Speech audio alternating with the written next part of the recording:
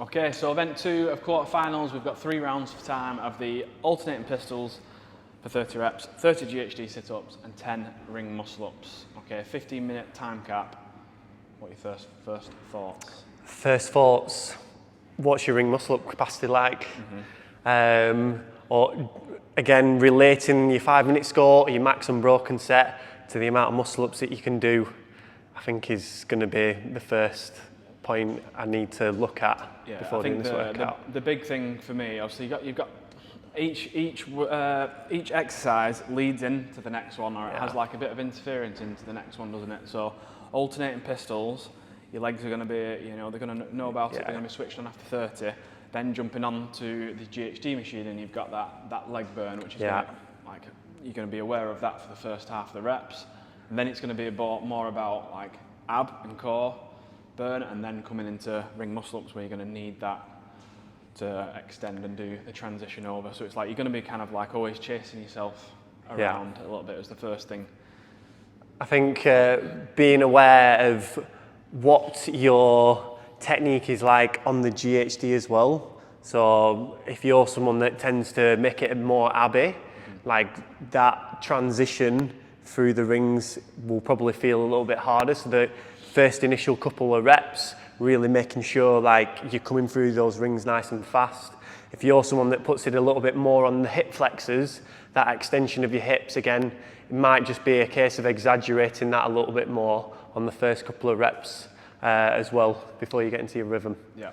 So I think that these are all important things to be aware of before you go into the workout and before you start thinking how you might kind of pace the workout or break it up. Like Jack said, muscle-up capacity is going to be one of the main things for most people, and the sets of 10, like from fresh, can you do 10 reps from fresh? If yes, like how many can you do? Can you do like up towards 20, so that doing a set of 10 is kind of like you can still do that under fatigued with your heart rate high? And then how is your kind of like recovery when it comes for repeated rounds of 10?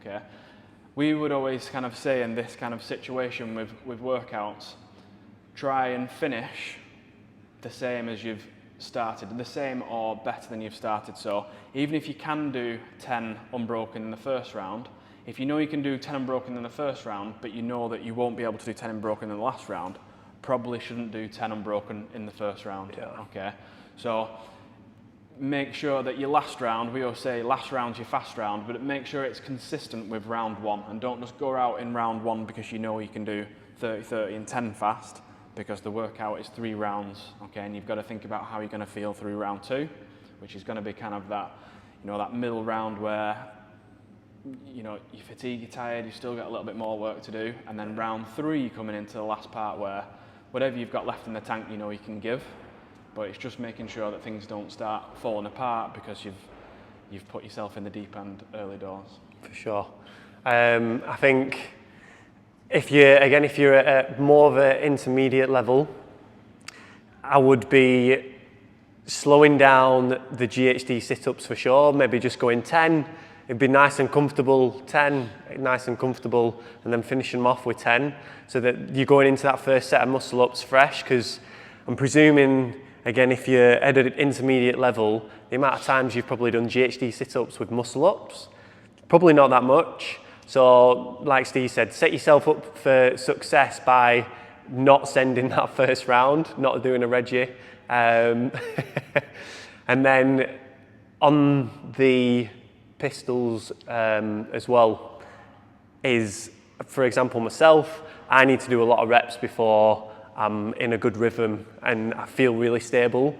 So just be aware of that. Are you someone that needs to do a lot of pistols first to get them feeling good, or do you not need to do as many? Like Steve. Drop straight in. No, and I think that's the main thing with this workout, is there's not too much kind of like technique work that you want to be thinking about or changing. Obviously, just like really clear reps on the pistols. When we're videoing workouts like this, like sometimes a pistol's hard enough to judge in person when you're stood right there next to it. Just make sure that wherever your camera angle needs to be, that you go, when you're going through your reps before you do them, that you just, you know, you video it first, do your reps how you want to do them, double check it back so that you know that Even if they are below parallel here, as we learned last year, sometimes what looks like below parallel with someone next to you doesn't look like below parallel with a camera in front of you. So just double check that everything's good, but just have a good plan and trust your plan for the ring muscle ups from round 1 to make sure that when it comes to round 3, you can hold it together and then start pushing, you know, the reps in that last round. Awesome. Seeing you. Okay, a couple of things to think about with the GHD sit-ups then. As we said before with the advice video, GHD sit-ups, you can either feel it in your hips and your legs, or you feel it more in your core. And there's 2 different techniques, and we can do the 2 different techniques with the same setup, or we can change the setup as well, okay? So the first technique is using the legs more, so snapping the knees, using the hips, and using that to help you go through the reps.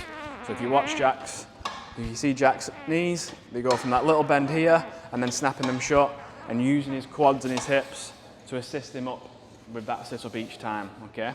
He can then do the same, keep the same setup, but if you see his knees there, they stay more, like you don't see much action here from the knees, and he's just predominantly using his abs and his core to do the sit-up, okay? Now, you can mix between those 2 techniques in the workout without having to change the setup, but if you know, for example, that one of those techniques is better suited for you, and you're going to keep that technique through the whole workout, then you can adjust the setup to help you with that. So by moving the seat closer, this is for people, it's definitely not how you do them GH sit-ups. No, yeah. If you're just going to be more about using your core, then just move these pads that your feet are attached into a little bit closer to your bum, okay? So you've got that little bit of a bend in your knee throughout, but if you're going to use your legs, push it a little bit further away.